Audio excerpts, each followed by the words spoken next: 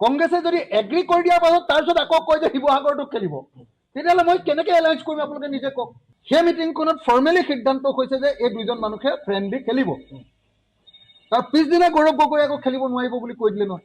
আপোনালোকে কওক, গোটেই অসমত কাম কৰি থকা এটা পাৰ্টি হিচাপে মাত্ৰ 15টা চিট, আৰু কংগ্ৰেছে যোৱা কনজিকিউটিভলি দুবাৰ হাৰা পাৰ্টি হিচাপে আমাৰ দলটো তেনেকুৱা গণতান্ত্ৰিকভাৱে চলে, অখিল গগৈৰ কথা মতে নচলে। শিৱসাগৰত আহি যদি কয় যে বডি লেংগুৱেজটো যদি ভাল নহয় তেতিয়া বেয়া দেখি, লগত এলায়েন্সটো মানে কালি 12টা বজাৰ ভিতৰত কথাখিনি শেষ হ'ব বুলি কৈছিলে, কিন্তু শেষ নহ'ল। আৰু এটা কথা মই আপোনাক কওঁ, আপোনাৰ ফালৰ পৰা আপুনি 100% দি যিটো মিত্ৰতা বা ভাগ বতৰা ক্ষেত্ৰত আপুনি দিছে, কিন্তু সেই ক্ষেত্ৰত কংগ্ৰেছৰ পৰা সেই ফালৰ পৰা কিন্তু আজিলৈকে আমি নেদেখিলোঁ। এই কাৰণটো কি কাৰণ বুজি নাপাওঁ। মানে আমাৰ পিনৰ পৰা 100% আমি এলায়েন্স বিচাৰিছিলোঁ। আমি কৈছিলোঁ যে এলায়েন্সৰ পক্ষত আছোঁ আৰু থাকিম। সেই বক্তব্য আমাৰ আজিও আছে, কিন্তু কংগ্ৰেছৰ পিনৰ পৰা বক্তব্যবিলাক সঘনে সলনি হৈ আছে।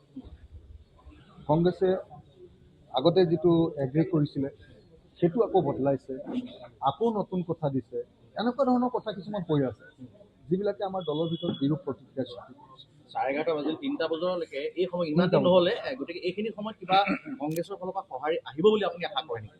মই এইটো নাজানো। অলপ আগতে মই আপোনাৰ হেৰিয়াক লগ পাইছিলোঁ, একচুৱেলি মোক লগ পাবৰ কাৰণে তেখেতে বিচাৰিছিলে আমাৰ যোগেন্দ্ৰ যাদৱে।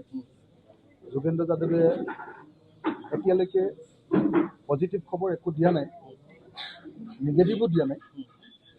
মোক আৰু দুদিন এদিন যাবৰ কাৰণে কৈ আছে। তো মই দলৰ মঞ্চলৈ কথাটো ঠেলি দিছোঁ, দললৈ দি দিছোঁ। দলে এতিয়া মিটিং কৰি আছে, আৰু দলে মিটিং কৰি 3টা বজাত ময়ো তেতিয়াহে জানিম যে সিদ্ধান্ত কি ল'লে দলে। শেষ প্ৰশ্নটো কৰিম, যদি কেনেবাকৈ ভবামতে নহয় তেতিয়াহ'লে অখিল গগৈ ৰাইজৰ দলে আগন্তুক 2026 নিৰ্বাচনত অকলে প্ৰতিদ্বন্দ্বিতা কৰিবলৈ অখিল গগৈ ডাঙৰীয়া বা ৰাইজক থাকিবনে? মানে যেতিয়ালৈকে এলায়েন্স সম্পৰ্কে সিদ্ধান্ত নহয় সেই সম্পৰ্কে মই একো ক'ব নোৱাৰোঁ। আজি এলায়েন্স সম্পৰ্কে সিদ্ধান্ত আমাৰ দলে আজি বিয়লি 3 বজাত জনাব। অজাপাকে আদি কৰি যিকেইটা আৰু আপোনাৰ দল আছে, ৰাজনৈতিক দল, সেই দলকেইটাৰ ৰেছপন্সটো বা সেই দলকেইটাই ৰাইজৰ লগত লৈ যোৱাৰ ক্ষেত্ৰত তেওঁলোকৰ মতবিলাক আপুনি জানিব পাৰিছে নেকি? মই মাজতে জগদীশ দাই ফোন কৰিছিলে, জগদীশ দাৰ লগত দীঘলীয়াকৈ কথা পাতিছিলোঁ। জগদীশ দাই ক'লে যে তেওঁলোকৰ লগতো এলায়েন্সটো কমপ্লিট হোৱা নাই, তেওঁলোকেও যিমানটা বিচাৰিছে কংগ্ৰেছে দিয়া নাই। তাৰ আগতে কিন্তু কংগ্ৰেছৰ পিনৰ পৰা আমাক জনাইছিলে যে তেওঁলোকৰ লগত হৈ গ'ল, কিন্তু এতিয়া আকৌ জগদীশ দাই জনাই আছে যে তেওঁলোককো যিকেইটা বিচাৰিছিলে সেইকেইটাক লৈ কোনো সিদ্ধান্ত হোৱা নাই। তেওঁলোকক লৈ তেওঁলোকে নিবিচৰাকে ধৰি 10টা চিট দিছে বুলি কৈছে, কিন্তু তেওঁলোকে যিকেইটা চিটৰ কথা পাতি আছে বেচিকেলি সেই চিটকেইটাৰ কথা এতিয়ালৈকে কংগ্ৰেছে একো কোৱা নাই বুলি কৈছে। গতিকে বোধহয় আজিৰ দিনটোলৈকে মই নাজানো দেই, জগদীশ দাই কোৱা কথা, জগদীশ দায়ে মোক আৰু আমাৰ ৰাছেল হুছেইনক কোৱা কথা যে কংগ্ৰেছৰ লগত জাতীয় পৰিষদৰো এতিয়ালৈকে এলায়েন্সটো হোৱা নাই। আৰু কালি মোৰ ওচৰত হেৰিয়ে কালি নহয় পৰহি আমাৰ ওচৰলৈ জে.আই. কাঠাৰ আহিছিলে। আমি এবাৰ লগ হৈছিলোঁ জে.আই. কাঠাৰ ডাঙৰীয়াৰ লগত। জে.আই. কাঠাৰ ডাঙৰীয়াই পিছে মোক ক্লিয়াৰলি কৈছে যে তেওঁলোকৰ লগতো সংঘাত এটা হৈছে, তেওঁলোকে 3টা বিচাৰিছে, তেওঁলোকক 2টা দিছে।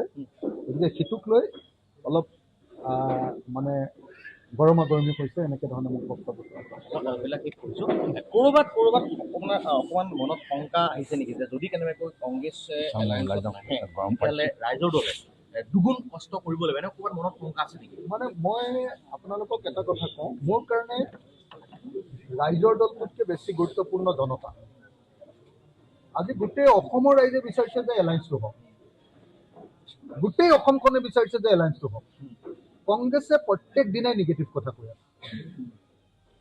আজি এটা কথা কয়, যেনেকৈ ধৰক আমাৰ ফৰ্মেল মিটিংখনত তেওঁলোকে আপোনাৰ পূব গোৱালপাৰা আৰু মন্দিয়া তেওঁলোকে আমাক দি দিলে যে ফ্ৰেণ্ডলি আপোনালোকে খেলিব পাৰিব, পূব গোৱালপাৰা আৰু মন্দিয়া। এতিয়া আকৌ কৈছে যে নাই নোৱাৰিব, এতিয়া তেওঁলোকে কৈছে যে নোৱাৰিব। তো এখন 4জন লিডাৰ থকা ফৰ্মেল মিটিঙত যিটো এগ্ৰি হৈ গৈছে সেইটো আকৌ তাৰ পিছদিনা যদি ঘূৰাই দিয়ে তেতিয়াহ'লে আমি সেই লিডাৰকেইজনক কৈ দিওঁ যে আপোনালোকে খেলিব পাৰিব, তাৰপিছত যদি খেলিব নোৱাৰোঁ বুলি কয় তাৰপিছত মই মুখখন কেনেকৈ লিডাৰ হিচাপে উলিয়াম কওক?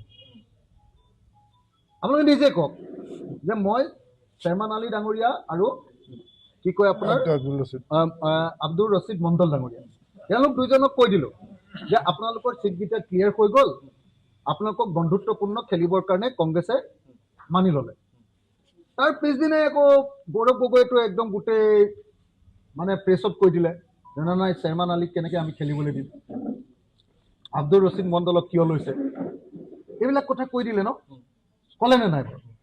কিন্তু আগদিনা আকৌ তেওঁলোকৰ নিজৰ কমিটিৰ 4জন লিডাৰ, মই কৈ দিছোঁ নামকেইটা, দেৱব্ৰত শইকীয়া ডাঙৰীয়া, তাৰপিছত ৰিপুণ বৰা ডাঙৰীয়া, প্ৰদ্যুৎ বৰদলৈ ডাঙৰীয়া আৰু ৰকিবুল হুছেইন ডাঙৰীয়া আমাৰ লগত ফৰ্মেলি মিটিং কৰিছে। আৰু গৌৰৱ গগৈয়ে ফোন কৰি মোক সেই মিটিংখনৰ কাৰণে নিমন্ত্ৰণ কৰিছে। সেই মিটিংখনত ফৰ্মেলি সিদ্ধান্ত হৈছে যে এই দুইজন মানুহে ফ্ৰেণ্ডলি খেলিব। তাৰ পিছদিনা গৌৰৱ গগৈ আকৌ খেলিব নোৱাৰিব বুলি কৈ দিলে নহয়। কি কৰিম আপোনালোকে নিজে কওক, আমি কৰিম কি এতিয়া? মানে আমাৰ লগত কথাটোত এগ্ৰী কৰে, এজন লিডাৰে যদি 4জন লিডাৰে এগ্ৰী কৰিলে, এজন লিডাৰে বাহিৰত বেলেগকে কৈ দিয়ে।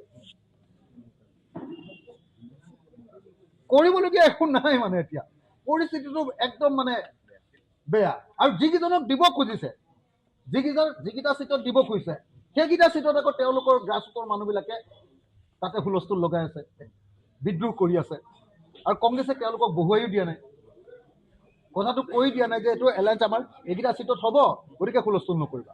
যেনেকৈ CC বৰগাঁও উল্টাকে গৌৰৱ গগৈ কৈ পঠিয়াইছে যে আপোনালোকে লাগি থাকক।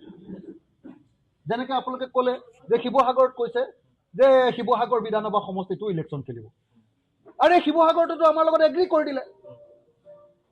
কংগ্ৰেছে যদি এগ্ৰী কৰি দিয়াৰ পাছত তাৰপিছত আকৌ কয় যে শিৱসাগৰটো খেলিব, তেতিয়াহ'লে মই কেনেকৈ এলায়েন্স কৰিম আপোনালোকে নিজে কওক। মন্দিয়াত খেলিব পাৰিব বুলি আগদিনা 4জন লিডাৰে এগ্ৰী কৰি দিলে, পিছদিনা গৌৰৱ গগৈ সংবাদ মাধ্যমত কৈ দিলে যে মন্দিয়া আৰু কি কয় আপোনাৰ পূব গোৱালপাৰাত কেনেকৈ আমি খেলিবলৈ দিম।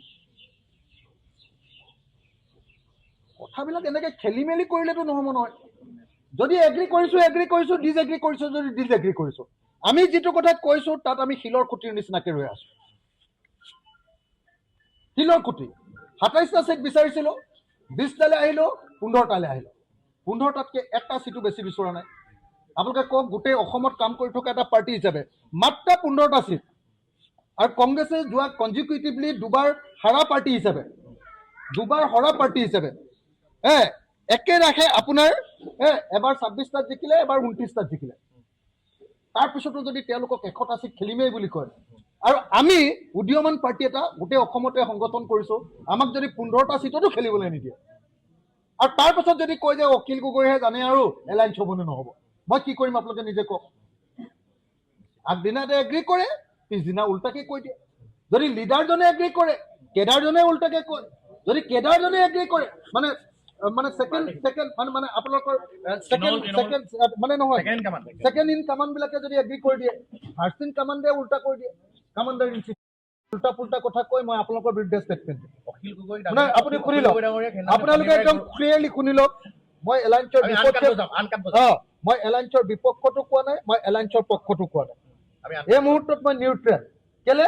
আমাৰ দলে এতিয়া বৈঠক বহাই 3টা বজাত সিদ্ধান্ত দিব। মই যিহেতু ইয়াত আছোঁ, মই বৈঠকখনত বহিবলৈ নাপাওঁ। মই ইতিমধ্যে টেলিকনফাৰেন্স কৰি লৈছোঁ। টেলিকনফাৰেন্স কৰাৰ পাছত মোৰ যিখিনি বক্তব্য আছে কৈ দিছোঁ। এতিয়া দলৰ বৈঠক গুৱাহাটীত বহিব, দলৰ বৈঠক বহি 3টা বজাত সিদ্ধান্ত জনাব। 3টা বজাত আপোনালোকে যেতিয়া সিদ্ধান্ত গম পাব, ময়ো তেতিয়াহে গম পাম।